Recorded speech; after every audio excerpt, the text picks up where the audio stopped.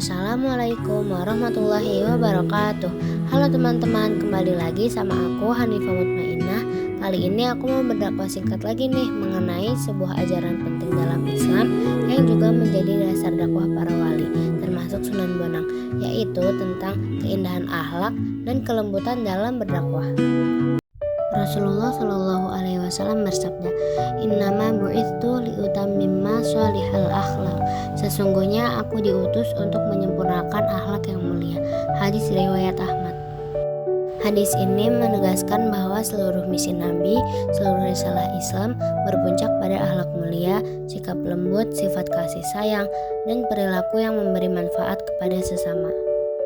Hadis tersebut mengajarkan bahwa ukuran keimanan seseorang bukan hanya dari ibadah ritualnya, tetapi dari perilaku yang ia tunjukkan setiap hari, seperti bagaimana ia berbicara, bagaimana ia memperlakukan orang lain, bagaimana ia bersabar, bagaimana ia menghindari marah, dan bagaimana ia mengajak kepada kebaikan dengan cara yang bijaksana.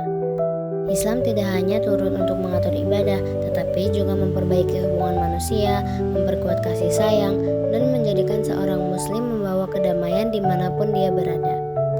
Karena itu, para dai dan penyebar Islam harus meneladani cara Nabi, seperti lembut, dekat dengan masyarakat, dan mudah diterima.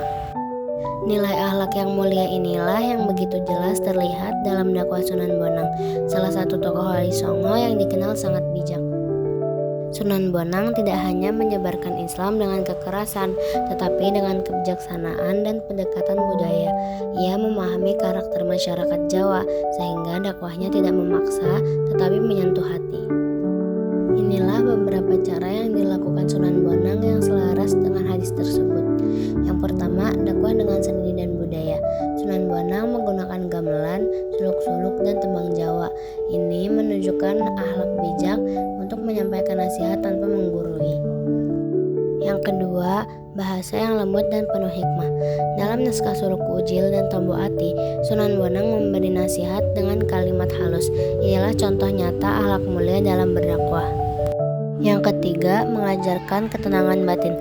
Pesan-pesan tasawuf dan pembersihan hati yang diajarkan Sunan Bonang bertujuan membentuk akhlak baik dalam diri setiap orang, sejalan dengan misi Nabi untuk menyempurnakan akhlak. Yang terakhir, mendekati masyarakat dengan kasih sayang. Beliau tidak membeda-bedakan status sosial masyarakat. Semua dihargai, semua diterima, semua dibimbing dengan penuh kelembutan.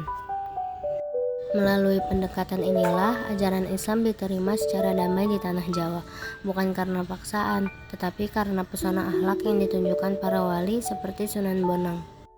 Semoga kita dapat meneladani Rasulullah Shallallahu Alaihi Wasallam dan para wali seperti Sunan Bonang dalam menyebarkan kebaikan dengan hati yang lembut dan akhlak yang indah. Sekian dari saya.